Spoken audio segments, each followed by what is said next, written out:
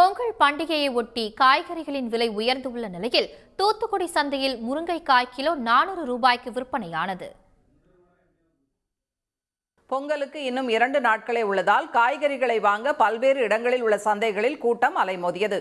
தூத்துக்குடி காய்கறி சந்தையில் மதுரை, ஓசூர், ஒட்டஞ்சத்திரம், பாவூர் சத்திரம் உள்ளிட்ட பகுதிகளில் இருந்து காய்கறிகள் மற்றும் கிழங்கு வகைகள் வரத்து அதிகரித்துள்ளது.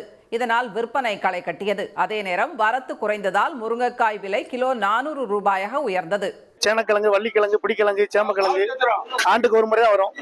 கிலோ 60-70 வந்துகிட்டு இருக்கு. காய்கறி வரத்து நிறைய வந்திருக்கு. முருங்கைக்காய் மட்டும் கொஞ்சம் வரத்து கம்மியா இருக்கனால கிலோ 400 வந்துகிட்டு இருக்கு. உடன்குடி, ஏரல், பேய்குளம், ஆத்தூர் உள்ளிட்ட பல்வேறு பகுதிகளில் அறுவடை செய்த வாழைத்தார்கள் அதிக அளவில் தூத்துக்குடி சந்தைக்கு கொண்டு வரப்பட்டுள்ளன.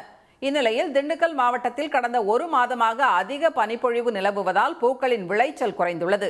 திண்டுக்கல் மலர் சந்தையில் மல்லிகை பூ இதுவரை இல்லாத அளவுக்கு உச்சம் தொட்டு கிலோ 10,000 ரூபாய்க்கு விற்பனையானது. கடும் பனிப்பொழிவின் காரணமாகவும் மழை அப்பப்போ விட்டு விட்டு பெய்யறதுனால பூ வருது, மல்லிகை பூ ரொம்ப கம்மியாக வருது. இப்போ 100 கிலோ வந்த இடத்துல கூட இன்றைக்கெலாம் ஒரு 1 கிலோ மல்லிகைப்பூ வரது பார்த்தீங்கன்னா மல்லிகைப்பூ 10,000 ரூபா வரைக்கும் போயிட்டுருக்கு. பொங்கல் திருநாளை முன்னிட்டு மல்லிகைப்பூ இன்றைக்கி 10,000 ரூபா. முல்லைப்பூ தரத்தை பொறுத்து கிலோ 2,000 ரூபாய் வரை விற்பனை செய்யப்படுகிறது. காக்கரட்டான் பூ கிலோ 1000 ரூபாய், ஜாதிப்பூ 800 ரூபாய் என விலை உயர்ந்துள்ளது. உடனுக்குடன் செய்திகளை தெரிந்து கொள்ள சன் நியூஸ் பெல் ஐகானை கிளிக் பண்ணுங்க.